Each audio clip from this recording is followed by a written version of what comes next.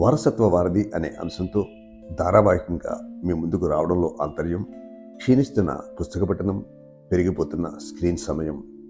పుస్తకాలు మన గతాన్ని జీవింపజేసి, వర్తమానాన్ని విద్యావంతం చేసి, భవిష్యత్తును దిశ చూపించే వారసత్వ సంపదకు ప్రధాన రక్షకాలు.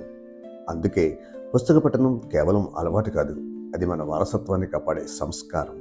ఆ వారసత్వ సంపదను అందించే వారధిగా శ్రీ పప్పు హనుమంతరావు గారు, రిటైర్డ్ హెడ్ మాస్టర్, 86 సంవత్సరాల నవయువకులు. నాకు తెలిసి నేటికి సుమారు 5-6 గంటలు పఠనం చేసే నిరంతర విద్యార్థి. సమాజానికి వారసత్వ సంపద అందించాలనే తపన ఉన్న తండ్రి లాంటి వారు. నేను ఆయన విద్యార్థిని కాదు.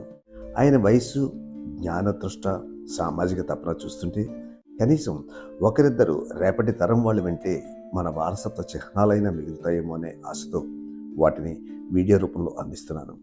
సబ్జెక్ట్ లేని చెత్త వీడియోలు చూసే కంటే సృజనాత్మకతను పెంచే ఈ వీడియోల కోసం సమయం కేటాయించండి. కాస్త నిడివి ఎక్కువైనా, మాస్టర్ వయసు రీత్యా మాటలు తడబడినా, తన్మయత్వంతో తనలో తను నవ్వుకున్న 86 సంవత్సరాల ఆయన వయస్సు దృష్టిలో ఉంచుకోండి. వీడియో పూర్తిగా వినండి.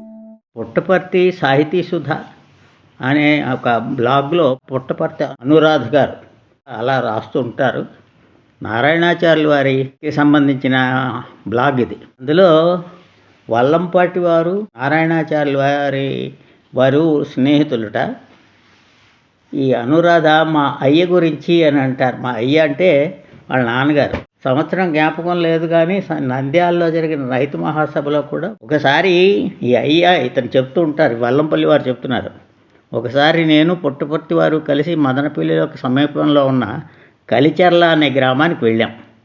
అక్కడ ఏడాదికి ఒకసారి చాలా పెద్ద పరష్ జరుగుతుంది.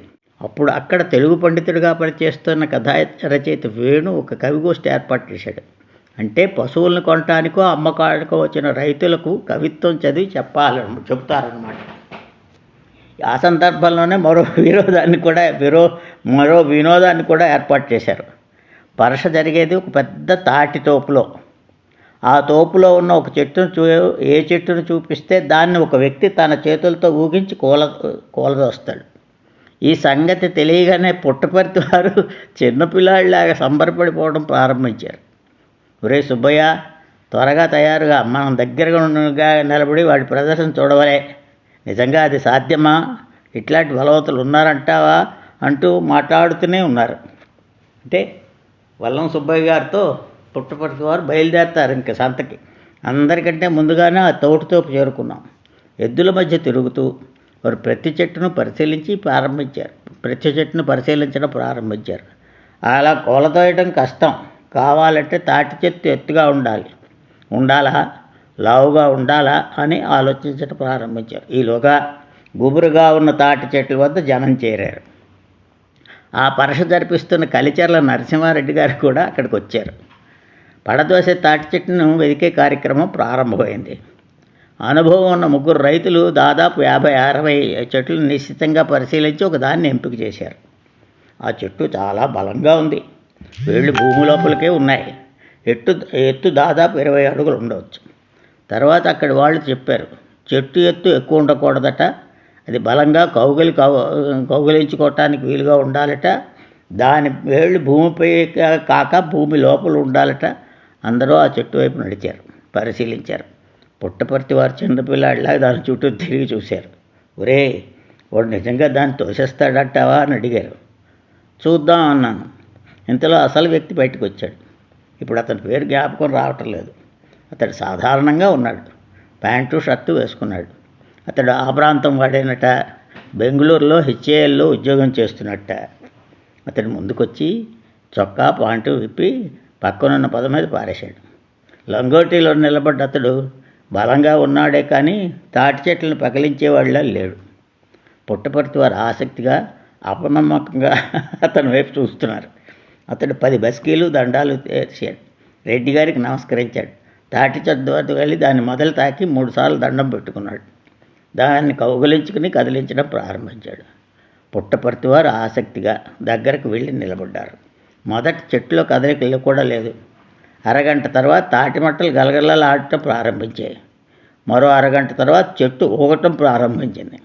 ఒకటిగా చెట్టు వేళ్ళు పట్టపట్టపని తగ్గటం ప్రారంభించాయి. మరో గంటలో చెట్టు కూలిపోయింది. పుట్టపర్తి వారు గొప్ప ఆరాధనతో ఆ వస్తాదని చూస్తున్నారు. అతడు రెడ్డి గారి ముందుకొచ్చి నిలబడ్డాడు. అతని వక్షస్థలం అంతా గీకుపోయింది. దండల మీద అక్కడక్కడ చిన్న చిన్న రక్తం చారికలు పడబడుతున్నాయి. రెడ్డి గారు ఉద్రేకం పొంగుతున్న ముఖంతో అతనికి డబ్బు కొత్త బట్టలు ఇచ్చారు. వాటిని అందుకుని రెడ్డి గారికి వినయంగా నమస్కారం చేసి మళ్ళీ కూలిపోయిన తాటి చెట్టు వద్దకు వెళ్ళి వాటిని 3 సార్లు కళ్ళకద్దుకుని నిలబడ్డాడు. జనం అతన్ని వదిలేసి కూలిపోయిన తాటి చెట్టు చుట్టూరా చేరారు. ఆ రోజు రాత్రి మొదలుపెళ్ళి చేరుకున్నాం.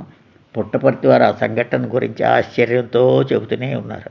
ఒరే సుబ్బయ్య, కవిగా నాలో ఒక గొప్ప బలహీనత ఉందిరా అన్నారు.